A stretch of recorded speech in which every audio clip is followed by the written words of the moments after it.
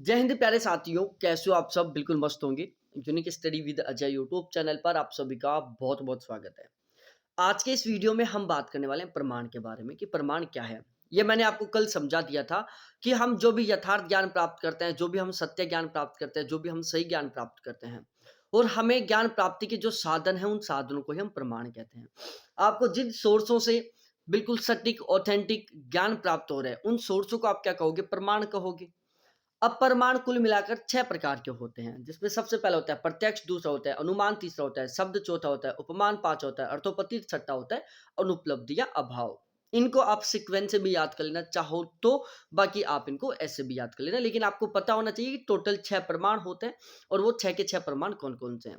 आपको इनके इंग्लिश नाम भी याद करने, जैसे प्रिसेप्शन है, इन्फ्लुएंस है, अथॉरिटी है, एनालॉजी है, इम्प्लीकेशन है, नॉन एक्सटेंशन है। तो आपको इनके जो इंग्लिश नाम है ये भी स्पेशली तरीके से याद करना है। तो यह है टोटल प्रमाण के 6 प्रकार। अब हम सबसे पहले बात करते हैं प्रत्यक्ष प्रमाण के बारे में कि प्रत्यक्ष प्रमाण क्या होता है। मानव के इंद्रियों से मानव के इंद्रियों से जो ज्ञान प्राप्त होता है, ज्ञानेंद्रियों से जो ज्ञान प्राप्त होता है, मन के द्वारा जो ज्ञान प्राप्त होता है, उसको हम प्रत्यक्ष प्रमाण कहते हैं। ठीक है। मानव की इंद्रियों के द्वारा, मानव की ज्ञानेंद्रियों के द्वारा या मन के द्वारा जो ज्ञान प्राप्त होता है, उसको हम क्या कहेंगे? प्रत्यक्ष प्रमाण कहेंगे। अब ज्ञानेंद्रियां कौन कौन सी है? हमारे शरीर में टोटल कुल मिलाकर 5 ज्ञानेंद्रियां, जिसमें एक है आंख, दूसरा है नाक, तीसरा है कान, चौथा है जीभ, चौथा है पांचवा है त्वचा। ठीक है। तो आंख, नाक, कान, जीभ और त्वचा ये हमारी 5 ज्ञानेंद्रियां हैं। तो हमारे मन के द्वारा, हमारे ज्ञानेंद्रियों के द्वारा, हमारी इंद्रियों के द्वारा जो हमें ज्ञान प्राप्त होता है, उसे ही हम क्या कहते हैं? प्रत्यक्ष प्रमाण कहते हैं। प्रत्यक्ष प्रमाण सामान्यतः 2 प्रकार का होता है, एक लौकिक प्रत्यक्ष और दूसरा होता है अलौकिक प्रत्यक्ष। ठीक है। अब हम सबसे पहले बात करते हैं लौकिक प्रत्यक्ष। इंद्रिय वस्तु के सन्निकर्ष से जो ज्ञान प्राप्त होता है, इंद्रियों और वस्तुओं के लगाव से जो ज्ञान प्राप्त होता है, उसको हम लौकिक प्रत्यक्ष प्रमाण कहेंगे। ठीक है। इंद्रिय या वस्तु, इंद्रिय और वस्तु के सन्निकर्ष, इंद्रिय व वस्तुओं के लगाव से जो हमें ज्ञान प्राप्त होता है। ठीक है। हमारी 5 ज्ञान इंद्रियां हैं। पहली कौन सी है? नाक है, आंख है, कान है, जीभ है, त्वचा है। तो हमारे इन 5 अंगों के, ठीक है, हमारे ये 5 अंग और वस्तु, इनका जो लगाव है ना, इससे जो हमें ज्ञान प्राप्त हो रहा है, उसको हम क्या कहते हैं? लौकिक प्रत्यय बोलते हैं। तो दोबारा बता रहा हूं प्यारे साथियों, हमारी 5 ज्ञानेंद्रियां, आंख है, नाक है, कान है, त्वचा है और जीभ है। ये 5 अंग शरीर के कौन कौन से? नाक, आंख, कान, त्वचा और जीभ। शरीर के ये 5 अंग और वस्तु, इनका जो लगाव है, इनका जो सन्निकर्ष है, इनसे हमें जो ज्ञान प्राप्त होता है, उसे ही हम क्या कहते हैं प्यारे साथियों? लौकिक प्रत्यक्ष बोलते हैं। लौकिक प्रत्यक्ष भी 2 प्रकार का होता है, एक बाह्य प्रत्यक्ष होता है, एक मानस प्रत्यक्ष होता है। जो बाह्य प्रत्यक्ष होता है वो हमें 5 इंद्रियों से प्राप्त होता है। लौकिक प्रत्यक्ष हम उस ज्ञान को कहेंगे जो हमें 5 अपनी इंद्रियों से प्राप्त होता है, और मानस प्रत्यक्ष हम उसे कहेंगे जो हमारे मन के द्वारा प्राप्त होता है। अब हमारे 5 इंद्रियां कौन कौन सी हैं? आंख, नाक, कान, जीभ और त्वचा है। ठीक है। बाह्य प्रत्यक्ष किसको करें? कि हमें जो 5 इंद्रियों के द्वारा ज्ञान प्राप्त हो रहा है, उसे हम बाह्य प्रत्यक्ष कहेंगे। मन के द्वारा जो ज्ञान प्राप्त हो रहा है, उसको मानस प्रत्यक्ष कहेंगे। बाह्य प्रत्यक्ष में हम सबसे पहले बात करते हैं चाक्षुष प्रत्यक्ष के बारे में। चाक्षुष प्रत्यक्ष है कि हम वस्तु को देखकर जो ज्ञान प्राप्त कर रहे हैं। जैसे ये पेज है, ठीक है। अब इस पेज के बारे में हमने देखा, इससे हमें 2 ज्ञान मिला कि भाई इस पेज के ऊपर 3 शब्द रेड कलर के पेन से लिखे हुए हैं, ये 3 रहे। कुछ शब्द ब्लू पेन से लिखे हुए हैं। पेज का ज्यादातर हिस्सा खाली है। यह हमें देखकर ज्ञान प्राप्त हुआ, हमने अपनी आंखों से देखा और हमने इस पेज का ज्ञान लिया। ये पेज है, इस पेज का हमने ज्ञान लिया कि इस पेज पर जो भी कुछ लिखा हुआ है ब्लू पेन से लिखा हुआ है। इस पेज का अधिकांश भाग पर लिखा हुआ है, कुछ भाग है जो इसका खाली है। तो ये हमें ज्ञान प्राप्त हो रहा है। इसी ज्ञान को हम क्या कहेंगे? चाक्षुष ज्ञान कहेंगे, क्योंकि यह ज्ञान हमें अपनी आंखों से मिल रहा है। उसके बाद श्रवण प्रत्यक्ष बोलते हैं, जो हमें कानों से सुनकर प्राप्त होता है। स्पर्श प्रत्यक्ष, जो हम छूकर ज्ञान प्राप्त करते हैं, टच करके ज्ञान प्राप्त करते हैं। रासज या रसायन प्रत्यक्ष, जो हम चख कर ज्ञान प्राप्त करते हैं। और घ्राण प्रत्यक्ष, जो हम नाक से सूंघ कर ज्ञान प्राप्त करते हैं। ये सारा सब कुछ हो गया मेरे प्यारे साथियों, प्रत्यक्ष के 5 प्रकार। मानस प्रत्यक्ष, मानस प्रत्यक्ष क्या होगा? कि मन के अनुभव से, हमारे मन से या हमारे अनुभव से जो हमें ज्ञान प्राप्त होता है उसे हम मानस प्रत्यक्ष कहेंगे। जैसे किसी कोई कैंडिडेट सामने खड़ा हुआ है, उसके चेहरे पर थोड़ी सी स्माइल है, हम सोचेंगे यार स्माइल है, बंदा खुश है, इसके साथ कुछ अच्छा काम हुआ है। एक बंदा चुपचाप खड़ा हुआ है मुंह लटका के, यार ये क्या है सीन, ये उदास क्यों है, मतलब इसके साथ कुछ गलत हुआ है। और हम क्या मानेंगे कि भाई इस बंदे के साथ कुछ गलत हुआ है, क्योंकि ये उदास खड़ा हुआ है, मुंह लटका हुआ है, इसका इसके साथ कुछ बुरा हुआ है। ठीक है, तो ये था मानस प्रत्यक्ष के बारे में। तो यहां तक की जो कहानी है वो हमने कल पढ़ ली थी। अब हम शुरू करते हैं आज नए अलौकिक प्रत्यक्ष की ओर कि अलौकिक प्रत्यक्ष क्या होता है। लौकिक प्रत्यक्ष मैंने काल भी समझा दिया था आपको, लेकिन आज मैंने उसका रिवीजन करवाया है। अब हम बात करते हैं अलौकिक प्रत्यक्ष के बारे में। भाई लोगों देखो, आपको पता होना चाहिए जो अलौकिक प्रत्यक्ष वो टोटल 3 प्रकार का होता है। ठीक है, अलौकिक प्रत्यक्ष टोटल 3 प्रकार का होता है। पहला होता है निर्विकल्प प्रत्यक्ष, दूसरा होता है सविकल्प प्रत्यक्ष और तीसरा होता है प्रत्यभिज्ञा प्रत्यक्ष। अब हम तीनों को पढ़ते हैं। सबसे पहले हम बात कर लेते हैं प्यारे लाडलो निर्विकल्प प्रत्यक्ष के बारे में कि ये क्या होता है। तो एक बार मैं आपको पढ़कर बता देता हूं, फिर मैं आपको समझा दूंगा। जो ज्ञान विकल्प के बिना प्राप्त होता है, यह ज्ञान प्राप्त करने की प्रथम अवस्था है। इस ज्ञान को कर्मेंद्रियों द्वारा नहीं समझा जा सकता है, बल्कि सीधे मन और आत्मा से संबंधित होता है। यहां हमें अस्पष्ट प्रत्यक्ष मिलता है। अब देखो प्यारे साथियों, जो निर्विकल्प प्रत्यक्ष है, निर्विकल्प प्रत्यक्ष क्या है कि जो ज्ञान हमें बिना विकल्प के प्राप्त हो रहा है, जो ज्ञान हम बिना विकल्प के प्राप्त कर रहे हैं, उसको हम कहेंगे निर्विकल्प प्रत्यक्ष। तो निर्विकल्प प्रत्यक्ष क्या होगा प्यारे साथियों कि जो ज्ञान हमें बिना विकल्प के प्राप्त हो रहा है, जो ज्ञान हमें बिना ऑप्शन के प्राप्त हो रहा है। ठीक है, तो निर्विकल्प इस शब्द से ही आपको पता चल रहा होगा कि भाई निर्विकल्प है, यहां पर विकल्प ना होने की भावना है। निर्विकल्प प्रत्यक्ष में क्या है, निर्विकल्प का जब आप अर्थ देखोगे, निर्विकल्प निर्विकल्प निर्विकल्प, इसका मतलब आपको समझ में आ रहा होगा कि बिना विकल्प के। तो बिना विकल्प के जो आपको ज्ञान प्राप्त होता है ना, उसको आप क्या कहोगे, निर्विकल्प प्रत्यक्ष बोलोगे। जो ज्ञान विकल्प के बिना प्राप्त होता है, ठीक है, बिना विकल्प के आपको जो ज्ञान मिल रहा है उसको आप निर्विकल्प प्रत्यक्ष कहोगे। ज्ञान प्राप्त करने की ये पहली अवस्था होती है। ठीक है, जो निर्विकल्प प्रत्यक्ष है वो ज्ञान प्राप्त करने की पहली अवस्था है। इस ज्ञान को कर्मेंद्रियों द्वारा नहीं समझा जा सकता।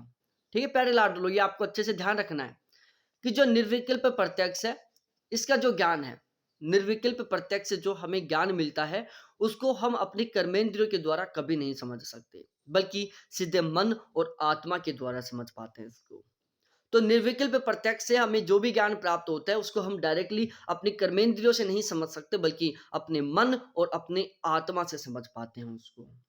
तो ऐसा ज्ञान जो कर्मेंद्रियों के द्वारा नहीं बल्कि मन और अपनी आत्मा के द्वारा समझा जाता है, उसको हम बोलेंगे निर्विकल्प प्रत्यक्ष। ठीक है, जो ज्ञान हमें अपनी आत्मा और मन के द्वारा प्राप्त हो रहा है, बल्कि कर्मेंद्रियों के द्वारा नहीं प्राप्त हो पा रहा है, उसे हम निर्विकल्प प्रत्यक्ष बोलेंगे। और यहाँ हमें अस्पष्ट प्रत्यक्ष देखने को मिलता है। जो निर्विकल्प प्रत्यक्ष है, इसमें प्यारे लाडलो हमें अस्पष्ट प्रत्यक्ष देखने को मिल रहा है। सविकल्प प्रत्यक्ष, नाम से पता चल रहा है प्यारे साथियों, सविकल्प की बात हो रही है यहाँ पर, मतलब विकल्प यहाँ पर मौजूद है, विकल्प यहाँ पर उपस्थित है।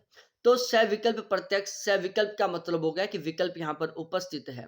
तो यह ज्ञान विकल्प के सहित होता है, यहाँ हमें स्पष्ट प्रत्यक्ष मिलता है। जो सविकल्प प्रत्यक्ष होता है प्यारे साथियों, सविकल्प जो प्रत्यक्ष में ज्ञान होता है, वो ज्ञान हमें विकल्प के साथ मिलता है। निर्विकल्प प्रत्यक्ष में ज्ञान हमें विकल्प के बिना मिलता है, विकल्प की अनुपस्थिति में मिलता है। जबकि सविकल्प प्रत्यक्ष में ज्ञान हमें विकल्प के साथ मिलता है, विकल्प के सहित मिलता है, विकल्प के साथ मिलता है। यहाँ हमें बिल्कुल स्पष्ट प्रत्यक्ष मिलता है, जबकि निर्विकल्प प्रत्यक्ष में हमें अस्पष्ट प्रत्यक्ष मिलता है। तो ये दो बातें आपको थोड़ा ढंग से याद करनी है कि निर्विकल्प प्रत्यक्ष हमें अस्पष्ट प्रत्यक्ष मिलता है, सविकल्प प्रत्यक्ष में हमें स्पष्ट प्रत्यक्ष मिलता है। ये दोनों बातें आपको सही ढंग से ध्यान में रखनी है। उसके बाद हम बात करते हैं प्रत्यभिज्ञा के बारे में। प्रत्यभिज्ञा का अर्थ होता है पहचानना, वस्तु का प्रत्यय कर उसे पहचान लेना ही प्रत्यभिज्ञा होता है। प्रत्यभिज्ञा का मतलब क्या होता है प्यारे साथियों, यदि आप प्रत्यभिज्ञा का अर्थ देखोगे ना, तो प्रत्यभिज्ञा का अर्थ आपको देखने को मिलेगा पहचानना, वस्तु का प्रत्यक्ष कर उसे पहचान लेना ही। ठीक है, वस्तु को डायरेक्टली तरीके से आप पहचान रहे हो, वस्तु को देखते ही आप पहचान रहे हो। ठीक है, किसी वस्तु का ज्ञान आपको तुरंत हो रहा है, ठीक है, तो वस्तु का प्रत्यक्ष कर उसे पहचान लेना ही क्या है प्यारे साथियों, प्रत्यभिज्ञा है। अब यहां से आपके दिमाग में क्वेश्चन बन रहा होगा, सर यहां से क्वेश्चन कैसे बनेगा? भाई यहां से क्वेश्चन बनने का एक सबसे इजी तरीका है, यदि डीपली लेवल से क्वेश्चन बनेगा, यहाँ पर लिख देगा प्रतिज्ञा के बारे में, सविकल्प के बारे में, निर्विकल्प के बारे में, तीन विशेषता लिख देगा। पहला, वस्तु का प्रत्यक्ष कर उसे पहचान लेना। दूसरा लिख देगा मेरे प्यारे साथियों, सविकल्प से प्राप्त ज्ञान। नीचे लिख देगा विकल्प रहित प्राप्त ज्ञान। ठीक है, या लिख सकता है प्रत्यय अस्पष्ट मिलता है, प्रत्यय स्पष्ट मिलता है। ठीक है, तो इस तरीके से ये पूछ लेगा और आपको मिलान करवाएगा और आपको अच्छे से समझ में होंगी सारी चीजें, आपको बहुत अच्छे से समझ में आया होगा तो आप इसको ठीक कर पाएंगे। ठीक है, यहां से उदाहरण देकर क्वेश्चन पूछेगा, ऐसा कोई पॉसिबिलिटी नहीं है। तो यहां पर आपको सबसे अच्छी बात यही है कि जो लौकिक प्रत्यक्ष है उसमें हमने जो 6 पढ़ा, मानस प्रत्यक्ष, घ्राणज प्रत्यक्ष और ये पांचों के पांचों। ठीक है, जो ज्ञानेंद्रियों के द्वारा हमें जो ज्ञान प्राप्त हो रहा है, 5 तो वो ज्ञान, छठा मानस प्रत्यक्ष और 3 ये प्रत्यक्ष, इनको याद कर लो। इजी वे में क्वेश्चन बनेगा यहाँ से तो ये बन जाएगा कि निम्नलिखित में कौन से प्रत्यक्ष लौकिक प्रत्यक्ष से संबंधित है, कौन से अलौकिक प्रत्यक्ष से संबंधित है। ठीक है, ये एक इजी तरीके से क्वेश्चन बन सकता है, बाकी डीपली मिलान वाला ही बनेगा, क्रॉस मैचिंग वाला ही। यहाँ से उदाहरण देकर कोई क्वेश्चन बनने का बिल्कुल भी चांस नहीं है, तो यहाँ पर हमें उदाहरण समझने के लिए दिमाग नहीं लगाना। ठीक है, हमें यहाँ पर डायरेक्टली इन पॉइंटों को याद करना है, इनको समझने की कोशिश करनी है, हमें पॉइंट टू पॉइंट चलना है। साथ ही साथ हमें एग्जाम्पल, जो नाम है ना भाई, निर्विकल्प है, विकल्प के बिना हो गया, अस्पष्ट प्रत्यक्ष होता है, बस हमें इन शब्दों के आधार पर समझने की कोशिश करनी है जिससे कि हम बिल्कुल भी कंफ्यूज ना हो। तो प्यारे साथियों, ये था हमारा प्रत्यक्ष के बारे में, दोनों इसके प्रकार, सारा सब कुछ हमने कवर कर लिया। अब हम आगे बढ़ते हैं अनुमान के बारे में। अगला हमारा टॉपिक है प्यारे साथियों अनुमान।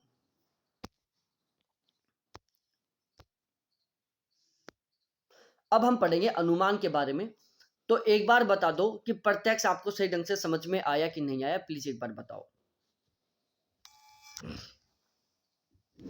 मैं 3 मिनट का टाइम दे रहा हूं, एक बार आप रिवाइज कर लो, अच्छे से रिवीजन कर लो। 3 मिनट का टाइम दे रहा हूं, रिवीजन कर लो, फिर हम अनुमान पढ़ेंगे।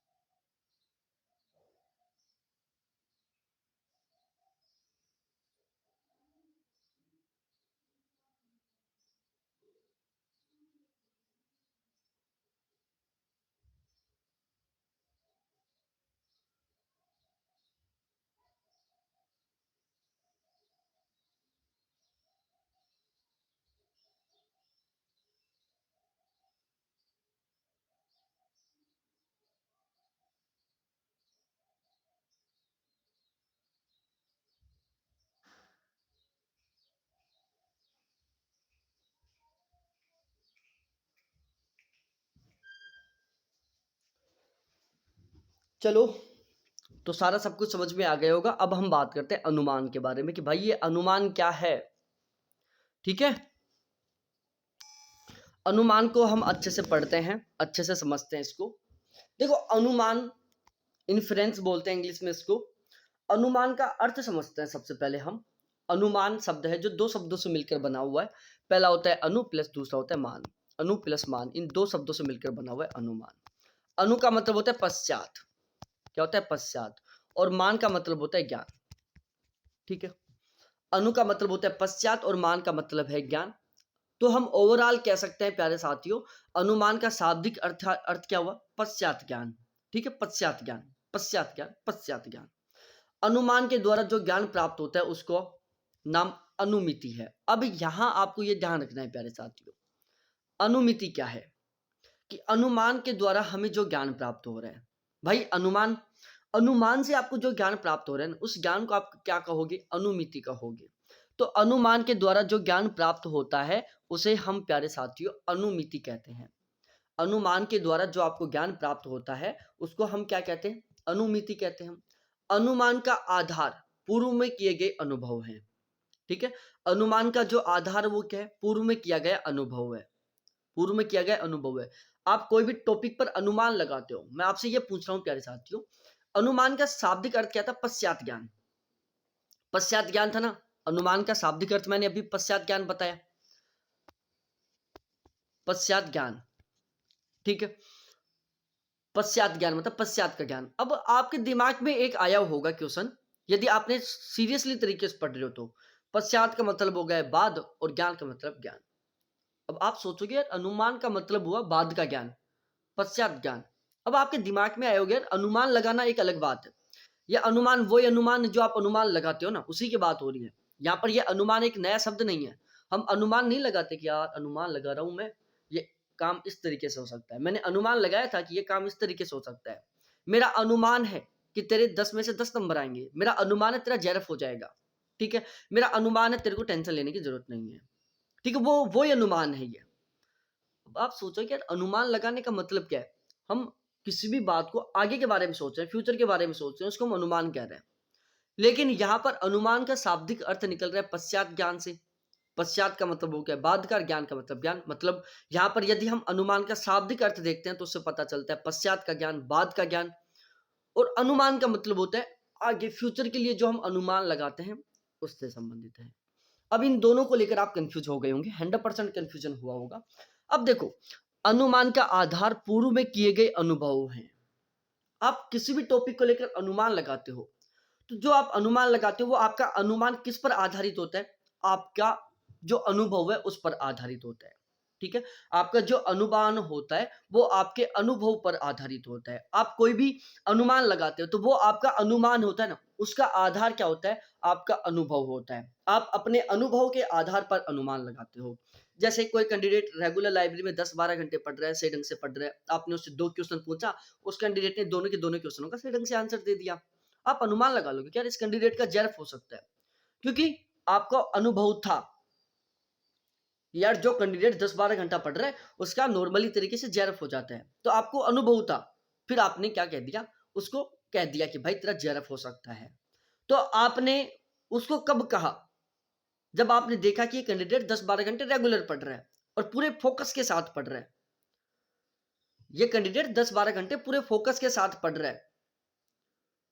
आपने अनुभव किया था पहले कि जो कैंडिडेट 10-12 घंटे रेगुलर पूरे फोकस के साथ पढ़ते हैं उनका जेरफ हो जाता है, इसलिए आपने कह दिया कि भाई तेरा भी जेरफ हो जाएगा, क्योंकि जिनका जेरफ होता है वो 10-12 घंटे पढ़ते हैं और उनका जेरफ हो जाता है, तो तेरा भी जेरफ होगा।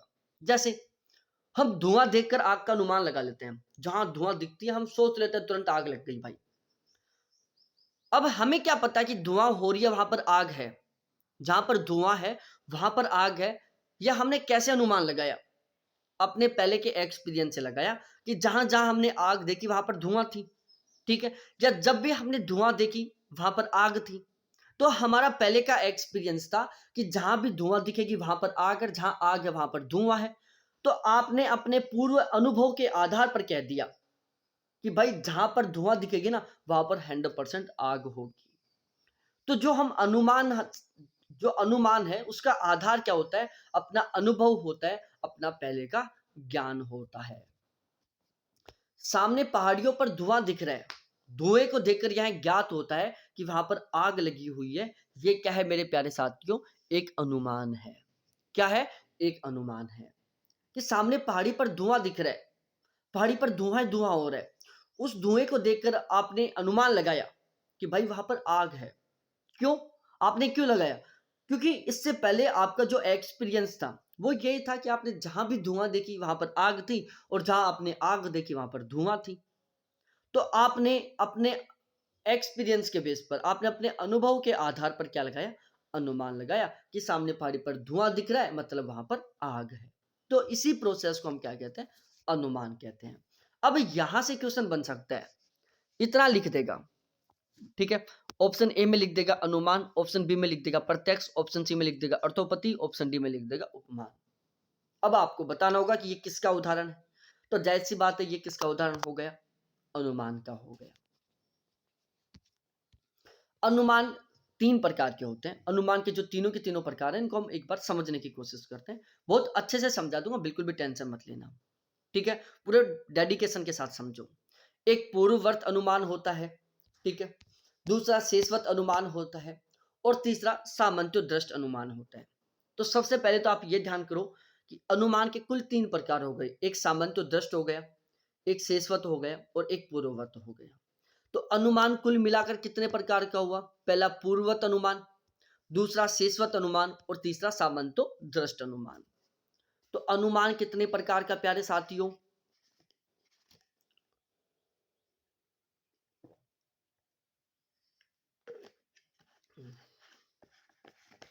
अनुमान कुल तीन प्रकार का हो गया। पहला पूर्ववर्त अनुमान, दूसरा शेषवत अनुमान, और तीसरा सामंत्योदृष्ट अनुमान। अब सबसे पहले हम बात करते हैं पूर्ववर्त अनुमान के बारे में। अब पूर्ववर्त और शेषवत, इन दोनों शब्दों को पकड़ो एक बार आप। एक बार मैं आपको पढ़ के बताता हूं, फिर मैं आपको समझाऊंगा। जब हम वर्तमान की घटना को देखकर किसी भविष्य की घटना का अनुमान लगाते हैं, तो हम उसको पूर्ववर्त अनुमान कहते हैं, ठीक है। अब शेषवत के बारे में पढ़ लो।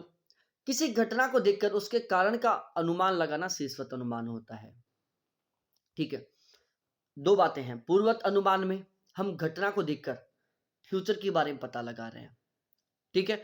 घटना को देखकर हम भविष्य के बारे में पता लगा रहे हैं, आगे के बारे में अनुमान लगा रहे हैं, उसको हम पूर्ववर्त अनुमान कहेंगे। शेषवत अनुमान कि हम घटना को देखकर उसके कारण के बारे में पता चला रहे हैं, ठीक है।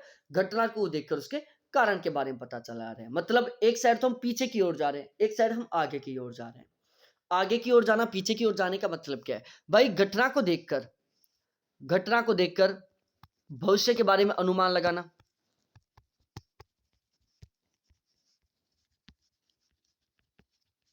ठीक है।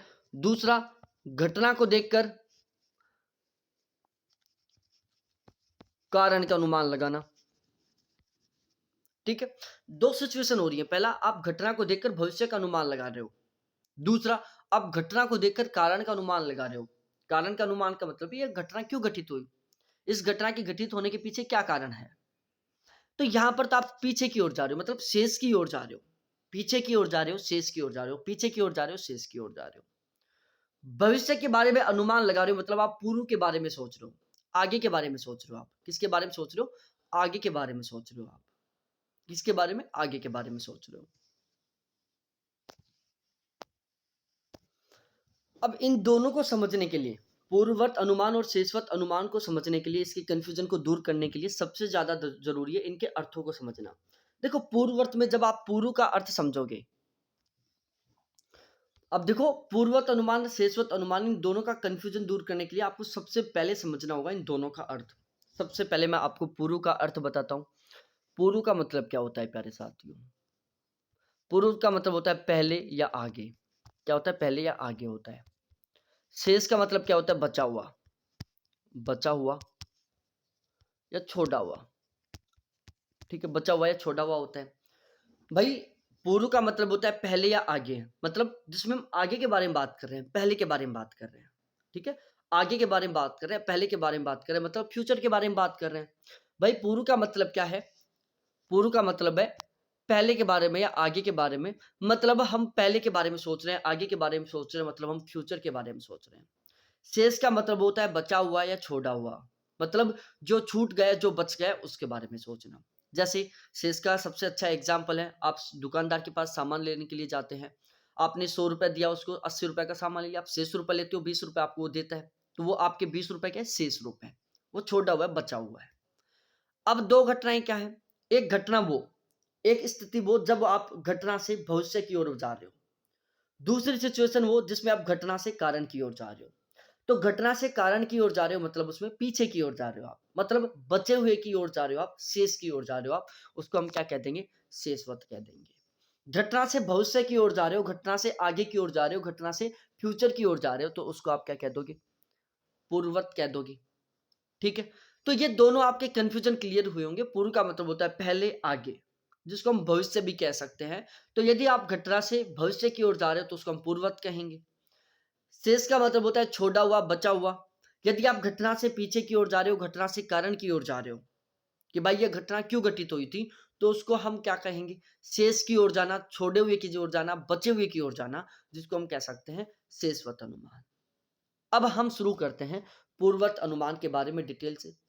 जब हम वर्तमान की घटना को देखकर किसी भविष्य की घटना का अनुमान लगाते हैं, हम वर्तमान की घटना को देखकर भविष्य की घटना का अनुमान लगाते हैं, तो उसको प्यारे साथियों पूर्ववर्त अनुमान कहा जाता है। इसमें पहली घटना जो हमें दिखाई दे रही है उससे दूसरी घटना का अनुमान लगाया जाता है। ठीक है, जो पूर्ववर्त अनुमान है इसमें हम पहली घटना जो हमें दिखाई दे रही है उससे हम उस घटना के बारे में अनुमान लगाते हैं जो आगे होने वाली है। भाई एक घटना जो आपको फिलहाल में दिखाई दे रही है, लेकिन उस घटना को देखकर आप यदि फ्यूचर के बारे में अनुमान लगा रहे हो, भविष्य के बारे में अनुमान लगा रहे हो, आप उस घटना के बारे में अनुमान लगा रहे हो जो घटना आगे घटित होने वाली है, तो उसको आप पूर्ववर्त अनुमान कहोगे। जैसे आकाश में बादल हो रहे हैं, जबरदस्त तरीके से बादल हो रहे हैं, घनघोर तरीके से आपस में जबरदस्त तरीके से बादल हो रहे हैं, बिजली चमक रही है जबरदस्त तरीके से। उस घटना को आपने देखा और आपने अनुमान लगाया भविष्य की ओर कि यार जबरदस्त तरीके से बादल हो रहे हैं, बिजली चमक रही है, बरसात हो सकती है। तो आपने क्या किया? घटना से आप किधर गए प्यारे साथियों? भविष्य के ज्ञान की ओर गए, भविष्य के अनुमान की ओर गए। आप उस बादलों की गरज को, घनघोर बादलों को, चमकती बिजली को, इन सभी को देखकर आपने अनुमान लगाया कि भाई आगे बहुत जबरदस्त तरीके से बरसात हो सकती है, बारिश हो सकती है। आपने एक घटना को देखकर दूसरी घटना का अनुमान लगाया, तो उसको हम क्या कहेंगे प्यारे साथियों? पूर्ववर्त अनुमान कहेंगे। क्या कहेंगे? पूर्ववर्त अनुमान कहेंगे। एक घटना को देखकर यदि हम किसी दूसरी घटना का अनुमान लगा रहे हैं, एक घटना को देखकर यदि हम किसी दूसरी घटना के बारे में सोच रहे हैं जो आगे घटित होने वाली है, तो उसको हम पूर्ववर्त अनुमान कहेंगे। आकाश में बादलों को देखकर आप अनुमान लगा रहे हो कि यार बरसात हो सकती है, तो ये क्या आपका पूर्ववर्त अनुमान है कि आप बादलों की घटित होने वाली घटना को देखकर आगे जो फ्यूचर में बरसात होने वाली है उसके बारे में अनुमान लगा रहे हो। तो इसको हम क्या कहेंगे? पूर्ववर्त अनुमान कहेंगे। ठीक है, तो यहां एग्जाम्पल देगा, काले घने बादलों को देखकर बरसात होने का अनुमान है। ठीक है, राम दिन रात मेहनत कर रहा है, परीक्षा पास करने का पूरा पूरा अनुमान है। ठीक है, राम दिन रात मेहनत कर रहा है, वो अब की बार सफल हो जाएगा। अब ये किसका उदाहरण है? भाई राम दिन रात मेहनत कर रहा है, वो अब की बार सफल हो जाएगा। तो दिन रात मेहनत कर रहा है, यह घटना फिलहाल में घटित हो रही है, उससे अनुमान लगाया जा रहा है कि वो सफल हो जाएगा। तो हम किधर जा रहे हैं? घटना से अनुमान की ओर जा रहे हैं, घटना से भविष्य में घटित होने वाली घटना की ओर जा रहे हैं। ठीक है, एक घटना से दूसरी घटना की ओर जा रहे हैं, तो इसको हम क्या कहेंगे प्यारे साथियों? पूर्ववत अनुमान कहेंगे। अब हम बात कर लेते हैं शेषवत अनुमान के बारे में। किसी घटना को देखकर उसके कारणों का अनुमान लगाना शेषवत अनुमान कहलाता है। ठीक है, जैसे आप रास्ते में जा रहे थे, ठीक है, आप रास्ते में जा रहे थे, अचानक चारों तरफ पानी पानी दिखने लग गया आपको, केवल पानी पानी दिख रहा था, कीचड़ ही कीचड़ फैला हुआ है चारों तरफ। 5-7 किलोमीटर तक आप चल रहे हो, चारों तरफ कीचड़ ही कीचड़, पानी पानी दिख रहा है। आप जहां भी नजर डाल रहे हो वहां पर आपको कीचड़ और पानी दिख रहा है। आप क्या अनुमान लगाओगे? यार कीचड़ ही कीचड़ हो रहा है, पानी पानी फैल रहा है, मतलब बरसात हुई थी। तो आपने क्या सोचा? उसके कारण के बारे में सोचा कि फिलहाल में ये जो कीचड़ हो रहा है, फिलहाल में जो ये पानी भरा हुआ है, इसका क्या कारण है? बरसात है। बरसात हुई है जिसकी वजह से यहाँ पर ये कीचड़ और पानी भरा हुआ है। तो आपने क्या किया? उस कीचड़ को देखकर, आपने उस कीचड़ को देखकर, उस पानी फैले हुए पानी को देखकर आपने क्या किया? उस कारण को जानने की कोशिश की जिसकी वजह से ये घटना घटित हुई थी। और आपने कारण जाना कि भाई बरसात हुई है जिसकी वजह से सारा सब कुछ हुआ है। तो आप किधर से गए? उस कीचड़ को देखकर आप उस कारण की ओर गए, मतलब पीछे की ओर गए। तो इसको हम कहेंगे शाश्वत अनुमान। राम ने एग्जाम टॉप किया, वो मेहनत करता था। राम ने एग्जाम टॉप किया, वो बहुत ज्यादा मेहनत करता था। तो यहां पर कौन सा अनुमान होगा प्यारे साथियों? राम ने एग्जाम टॉप किया, वो बहुत ज्यादा मेहनत करता था। तो राम ने बहुत एग्जाम टॉप किया। तो जो एग्जाम टॉप करने की जो घटना है वो फिलहाल में घटित हो चुकी है। उस घटित घटना के आधार पर कारण क्या है? वो भाई जो घटना घटित हुई है टॉप करने की, उसके पीछे कारण क्या है? जबरदस्त तरीके से दिन रात मेहनत करना। तो यदि आपको एग्जाम्पल देखिए इस टाइप का कि राम ने एग्जाम टॉप किया है, उसने दिन रात मेहनत की थी, तो यहां पर शाश्वत अनुमान होगा, क्योंकि राम ने एग्जाम टॉप किया है और उस एग्जाम टॉप करने का सबसे बड़ा कारण क्या है? राम का दिन रात मेहनत करना। ठीक है। रोड पर चारों तरफ कीचड़ ही कीचड़ फैला हुआ है, रोड पर चारों तरफ कीचड़ ही कीचड़ फैला हुआ है। उसको देखकर आपने क्या अनुमान लगाया कि भाई पहले बरसात हुई थी? शाश्वत अनुमान का उदाहरण है। आकाश में आपको धुआं धुआं दिखाई दे रहा है, जबरदस्त तरीके से धुआं धुआं दिखाई दे रहा है। आपने अनुमान लगाया कि यार वहां पर आग लग गई, आग भी जबरदस्त वाली लगी हुई है, जिसी वजह से इतना तेज धुआं हो रहा है वहां पर। तो ये भी शाश्वत का उदाहरण है। आग जलती हुई देखा आपने, आग जल रही है, आप अनुमान लगा लो कि भाई देखना आकाश में धुआं धुआं हो जाएगी। तो उस घटित घटना जो आग लगने की घटना है, उसके आधार पर आपने भविष्य के बारे में सोचा कि थोड़ी देर बाद में आकाश में धुआं धुआं होगा। तो क्या हुआ? पूर्वत अनुमान।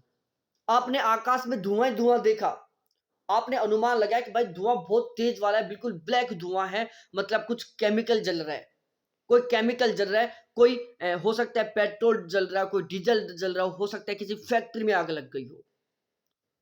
तो उस काली जबरदस्त वाली धुआं को देखकर आपने कारण जाना कि भाई कहीं पर आग लग गई जिसकी वजह से धुआं हो रही है। तो उसको हम क्या कहेंगे? शाश्वत अनुमान कहेंगे। तो मैं केवल दो बातें बता रहा हूं, इसको याद करने की झंझट खत्म हो जाएगा। पूर्ववर्त अनुमान, पूर्व शब्द का मतलब होता है पहले या आगे, मतलब भविष्य के बारे में सोचना, भविष्य के बारे में अनुमान लगाना। मतलब घटित घटना को देखकर यदि आप भविष्य के बारे में अनुमान लगा रहे हो तो उसको हम पूर्ववर्त अनुमान कहेंगे। राम दिन रात मेहनत कर रहा है, वो एग्जाम टॉप करेगा। राम की दिन रात जो मेहनत है उसको देखकर आप अनुमान लगा रहे हो भविष्य के बारे में कि वो आगे एग्जाम टॉप कर सकता है। क्या है? पूर्वत अनुमान है। शेषत्व अनुमान, शेषवत में शेष का मतलब होता है बचा हुआ, छोड़ा हुआ। शेष का मतलब होता है बचा हुआ, छोड़ा हुआ। मतलब आप किसी घटित घटना को देखकर उसके कारण को जानने की कोशिश कर रहे हो, तो वो क्या है? शाश्वत अनुमान है। आप बचे हुए की ओर जा रहे हो, आप उस कारण को जानने की ओर जा रहे हो। तो वो क्या है प्यारे साथियों? शाश्वत अनुमान है। आप जा रहे थे, अचानक आपको रोड पर खून ही खून दिखाई दिया, खून ही खून दिखाई दिया। आपने तुरंत सोचा कि यार यहां पर क्या हुआ था? बहुत जबरदस्त वाला एक्सीडेंट हुआ है। तो बताओ प्यारे साथियों, ये पूर्ववर्त अनुमान का उदाहरण है या शाश्वत अनुमान का उदाहरण है? ये आपको बताना है कि आप रोड पर जा रहे थे, अचानक आपने बहुत सारा खून ही खून देखा रोड के ऊपर। आपने अनुमान लगाया कि भाई बहुत जबरदस्त वाला एक्सीडेंट हुआ है। तो बताओ इस सिचुएशन में पूर्वत अनुमान होगा या शाश्वत अनुमान होगा? बताना। ठीक है। तो यदि आप किसी घटना को देखकर उसके कारण की ओर जा रहे हो तो उसको हम शाश्वत अनुमान कहेंगे। आकाश में जबरदस्त तरीके से धुआं हो रही है, आप आग का अनुमान लगा रहे हो, तो यह शाश्वत अनुमान होगा, क्योंकि वो जो धुआं हो रही है उसका सबसे बड़ा रीजन क्या है? आग लगना। जमीन पर कीचड़ कीचड़ फैला हुआ है, पानी पानी भरा हुआ है, आपने अनुमान लगाया कि बरसात हुई है। तो आपने बरसात होने का अनुमान लगाया, लेकिन वो एक क्या कारण भी है? किसका? उस घटित घटना का। जो वो कीचड़ फैला हुआ है उसका कारण भी है क्या? बरसात। तो इसको हम क्या कहेंगे? शाश्वत अनुमान कहेंगे। ठीक है। प्यारे साथियों, यहां पर उदाहरण देकर क्वेश्चन पूछेगा। ठीक है। उदाहरण देकर क्वेश्चन पूछेगा, यहां पर ये आपको ध्यान रखना है। तो आपको उदाहरणों को समझना है, दोनों को, शाश्वत का भी और पूर्ववर्त का भी। सामान्य दृष्ट अनुमान, इसमें हम किसी घटना का प्रत्यक्ष अनुभव नहीं करते बल्कि कुछ घटनाओं के आधार पर अनुमान लगाते हैं। भाई हम किसी घटना को प्रत्यक्ष रूप से नहीं देख रहे बल्कि कुछ घटनाओं के आधार पर हम अनुमान लगा रहे हैं। इसमें हम किसी घटना का प्रत्यक्ष अनुभव नहीं करते बल्कि कुछ घटनाओं के आधार पर अनुमान करते हैं, अनुमान लगाते हैं। सामंत दृष्ट अनुमान में क्या है कि इसमें हम किसी घटना का प्रत्यक्ष अनुभव नहीं करते बल्कि कुछ घटनाओं के आधार पर अनुमान करते हैं, जिसको हम क्या कहेंगे, सामंत्यो दृष्ट अनुमान कहेंगे।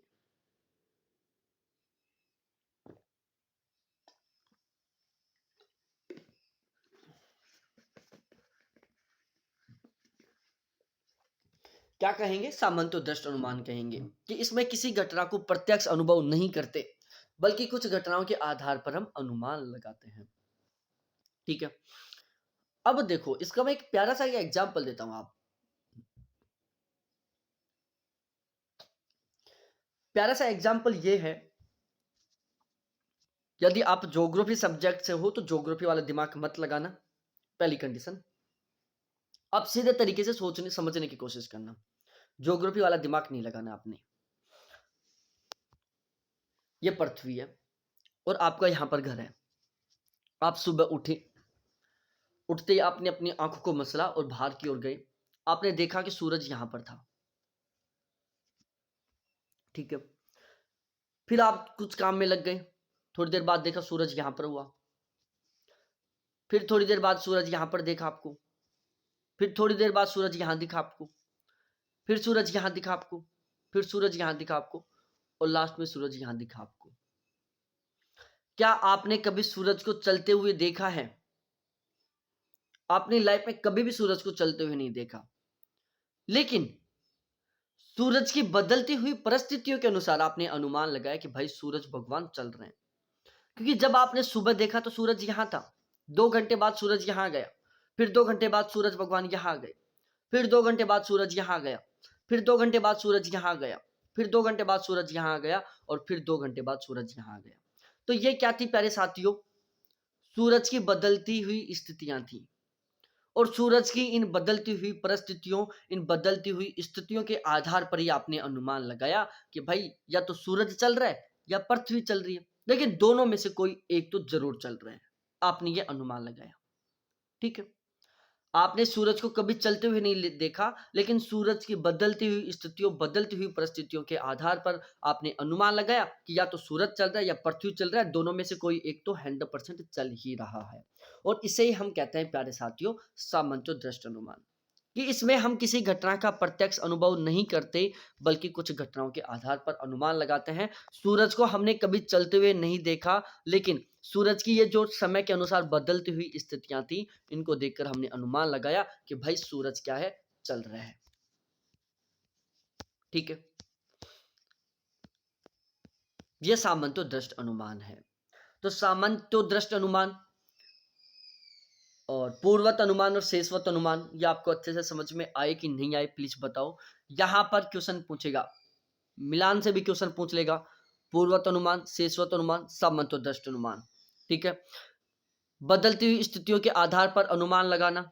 ठीक है, घटित घटना से भविष्य की ओर अनुमान लगाना, घटित घटना के कारणों का पता चलाना। अब आपसे मिलान करवा लेगा। ठीक है, उदाहरण देके पूछ लेगा। उदाहरण कैसे पूछेगा, चंद्रमा की बदलती हुई स्थितियों के आधार पर हमने अनुमान लगाया कि चंद्रमा चल रहा है। ऑप्शन ए निर्विकल्प, सॉरी, ऑप्शन ए पूर्वत अनुमान, शेषवत अनुमान, सामंतो दृष्ट अनुमान, उपरोक्त में से कोई नहीं। तो कौन सा होगा, सामंतो दृष्ट होगा। तो आपको इस तरीके से इनको तैयार करना है। तो यहां तक का तो ऑलमोस्ट आपको सब कुछ समझ में आ गया होगा, जहां तक मेरा अनुमान है, क्योंकि मैंने बहुत अच्छे से अपना पूरा 100% दिया आपको समझाने के लिए। तो मेरे को ऐसा अनुमान लग रहा है कि यहां तक की सारी कहानी आपको अच्छे से समझ में आ गई होगी।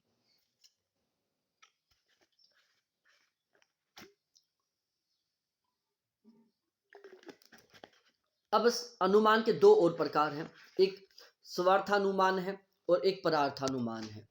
ठीक है, एक स्वार्थानुमान है, एक परार्थानुमान है। इसको भी हम पढ़ते हैं। और प्यारे साथियों, यहां पर आपको थोड़ा सा याद करना पड़ेगा। स्वार्थानुमान, जिस अनुमान से अपने संयम का निराकरण या अपने आप को साध्य का निश्चय होता है। संयम का मतलब होता है अपने नियंत्रण और निराकरण का मतलब होता है अलग करना। कि जिस अनुमान से अपने संशय, सॉरी संयम नहीं, संशय का निराकरण होता है, अपनी जो शंकाएं हैं उनका निराकरण होता है, उनको दूर किया जाता है। और अपने आप को साध्य का निश्चय किया जाता है, तो उसे हम स्वार्थानुमान कहते हैं। दूर पर्वत पर जब हम धुआं उड़ते देखते हैं तो सोचते हैं कि अवश्य ही पर्वत पर आग होगी, क्योंकि जहां जहां धुआं होता है वहां वहां आग होता है, जैसे रसोई घर। ठीक है, तो प्यारे साथियों, आपको केवल इतना समझना है, स्वार्थानुमान का मतलब क्या होता है कि जिस अनुमान से हम अपने संशय संशय का मतलब होता है हमारे जो डाउट्स हैं, हमारा जो कंफ्यूजन है, उसको हम निराकरण करते हैं। निराकरण का मतलब होता है उसको हम दूर करते हैं। कि जिस अनुमान से हम अपने कंफ्यूजन को, हम अपने संशय को दूर करते हैं और अपने आप को साध्य का निश्चय करते हैं, हम अपने आप को सत्य सिद्ध करते हैं, हम आप अपने आप को सही सिद्ध करते हैं, तो उसे हम स्वार्थानुमान कहेंगे। मैं बिल्कुल सिंपल लैंग्वेज में समझा रहा हूं कि जिस अनुमान से हम अपने कंफ्यूजन को दूर करते हैं, अपने संशय को दूर करते हैं और हम अपने आप को सत्य सिद्ध करते हैं, हम अपने आप को सही साबित करते हैं, तो उसको हम स्वार्थानुमान कहेंगे। ठीक है, ये तो है सिंपल लैंग्वेज में। बाकी पेपर की लैंग्वेज में आपको ये याद करना ही पड़ेगा कि जिस अनुमान से अपने संशय का निराकरण और अपने आप को साध्य का निश्चय होता है, उसे हम स्वार्थानुमान कहते हैं। दूर पर्वत पर जब हम धुआं उड़ते देखते हैं तो सोचते हैं कि अवश्य ही पर्वत पर आग है, क्योंकि जहां जहां धुआं होता है वहां वहां आग होती है, जैसे रसोई घर। ठीक है, ये हमारा कंफ्यूजन था कि दूर पर्वत पर जब हम धुआं देखें तो सोचे कि भाई अवश्य ही पर्वत पर आग है, क्योंकि जहां जहां धुआं होता है वहां वहां आग होती है, जैसे रसोई घर में आग है। तो ये क्या है प्यारे साथियों, स्वार्थ अनुमान का उदाहरण है। ये आपको याद करना है, ये आपको समझना है। ठीक है, थोड़ा सा आप इनको दिमाग में बैठाने की कोशिश करो, इस एग्जाम्पल से आप इसको याद करने की कोशिश करो। ठीक है, इस तरह सामान्यतः या निम्नलिखित 3 वाक्यों में पूर्ण होता है। पर्वत पर आग है क्योंकि पर्वत पर धुआं है, जहां जहां धुआं होता है वहां वहां पर आग होती है, जैसे चूल्हे में आग है। ठीक है, तो आप इसको इस तरीके से समझ सकते हो। उसके बाद हम बात करते हैं परार्थानुमान के बारे में। जिस अनुमान से अन्य व्यक्ति, जिज्ञासु, प्रतिवादी या मध्यस्थ के संशय का निराकरण या साध्य का निश्चय होता है, उसको हम परार्थानुमान कहते हैं। कि जिस अनुमान से हम अन्य व्यक्ति या जिज्ञासु के या मध्यस्थ, जो बीच में मीडिएटर है, उसके संशय को दूर करते हैं। जिस अनुमान के द्वारा हम व्यक्ति के जिस अनुमान के द्वारा हम दूसरे व्यक्ति के, किसी जिज्ञासु के या किसी मीडिएटर के संशय को दूर करते हैं, उसे हम परार्थानुमान कहते हैं। कि जिस अनुमान के द्वारा हम किसी अन्य व्यक्ति, किसी जिज्ञासु या किसी मीडिएटर के संशय को दूर करते हैं, उसे हम परार्थानुमान कहते हैं। ठीक है, तो प्यारे साथियों, हम अपने आप के अनुमान को, यदि हम अपने संशय को दूर करते हैं, जिस अनुमान के द्वारा, दोबारा समझा रहा हूं, स्वार्थानुमान, स्वार्थ की बात हो रही है, स्वार्थानुमान, स्वार्थानुमान में क्या स्वार्थ की बात हो रही है, यहां पर सारा सब कुछ स्वार्थ में हो रहा है। मतलब जिस अनुमान के द्वारा हम अपने खुद के संशय को दूर करते हैं, तो प्यारे साथियों, उसको हम क्या कहेंगे, स्वार्थानुमान कहेंगे। कि हम अपने स्वार्थ के लिए काम कर रहे हैं, हम अपने संशय को दूर करने के लिए अनुमान लगा रहे हैं। परार्थानुमान का मतलब हो गया, हम किसी दूसरे व्यक्ति के संशय को, हम किसी दूसरे व्यक्ति के कंफ्यूजन को दूर करने के लिए जो अनुमान लगा रहे हैं, उसको हम परार्थानुमान कहेंगे। तो हम अपने आप के संशय को निराकरण करने के लिए जो अनुमान लगाते हैं, उसको हम स्वार्थानुमान कहेंगे। हम किसी अन्य व्यक्ति या जिज्ञासु या मध्यस्थ के संशय को दूर करने के लिए जो अनुमान लगाते हैं, उसको हम परार्थानुमान कहेंगे। ठीक है, इसमें 5 वाक्यों में अनुमान की प्रक्रिया पूर्ण होती है। ध्यान रखना प्यारे साथियों, जो स्वार्थानुमान की प्रक्रिया 3 वाक्यों में पूरी हो जाती है, परार्थानुमान की प्रक्रिया 5 वाक्यों में पूरी होती है, जिसको हम पंचवाव्य भी कहते हैं। ठीक है, तो प्यारे साथियों ध्यान रखना, परार्थानुमान की प्रक्रिया 5 वाक्यों में पूरी होती है, जिसको हम पंचवाव्य भी कहते हैं। यह बात आपको याद ही करनी है कि परार्थानुमान की प्रक्रिया 5 वाक्यों में कंप्लीट होती है, जिसको हम क्या कहते हैं, पंचवाव्य कहते हैं। अब पंचवाव्य कौन कौन से, जैसे पर्वत में आग है, इसको हम प्रतिज्ञा कहेंगे, क्योंकि वहां धुआं है, इसको हम हेतु कहेंगे। जहां जहां धुआं है वहां वहां आग है, जैसे चूल्हे में, इसको हम उदाहरण कहेंगे। पर्वत में धुआं है, उसको हम उपन्याय कहेंगे, इसलिए पर्वत में आग है, इसको निगमन कहेंगे। तो आप इन उदाहरणों को भी पढ़ सकते हो, बाकी इनको मैं आगे समझाऊंगा कि प्रतिज्ञा क्या होता है, हेतु क्या होता है, उदाहरण क्या होता है, उपनय क्या होता है, निगमन क्या होता है। लेकिन आप ये याद कर लो कि पंचवाव्य कौन कौन से हैं। परार्थानुमान की जो प्रक्रिया है वो 5 चरणों में पूरी होती है, जिसको हम पंचवाव्य कहते हैं। तो वे पंचवाव्य कौन कौन से हैं, एक प्रतिज्ञा है, दूसरा हेतु है, तीसरा उदाहरण है, चौथा उपनय और 5वां निगमन है। तो प्रतिज्ञा, हेतु, उदाहरण, उपनय और निगमन, ये क्या है, 5 पंचवाव्य है। तो पंचव्यय कितने हैं? 5 हैं, जिसमें पहला प्रतिज्ञा है, दूसरा हेतु है, तीसरा उदाहरण है, चौथा उपनय है और पांचवा निगमन है। ठीक है, ये क्या है प्यारे साथियों? 5 पंचव्यय हैं। अब इनके ये जो उदाहरण है इनको आप मत याद करो, यहाँ पर मैं आगे आपको इनको डिटेल से समझा दूंगा। ठीक है, तो परार्थानुमान के प्रक्रिया 5 चरणों में पूरी होती है, जिसको हम पंचव्यय कहते हैं। पहला पंचव्यय प्रतिज्ञा है, दूसरा हेतु है, तीसरा उदाहरण है, चौथा उपनय, पांचवा निगमन है। ठीक है, तो यहां तक ये सारी प्रोसेस कंप्लीट हो गई होगी। अब अनुमान को नव न्यायिकों के माध्यम से 3 भागों में डिवाइड किया गया है, इसको हम पढ़ेंगे कल वाली क्लास में। ठीक है, इसको हम कल वाली क्लास में कंप्लीट करेंगे, बिल्कुल अच्छे से, बिल्कुल डिटेल से।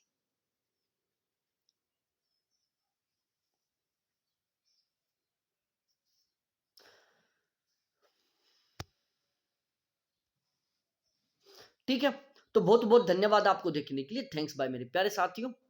यहाँ तक का सारा याद कर लो, कल मैं एक बार रिवीजन भी करवा दूंगा और इनको भी मैं कंप्लीट करवा दूंगा। ठीक है, तो कल से एक बार दोबारा रिवीजन हो जाएगा, सारा कंफ्यूजन दूर हो जाएगा।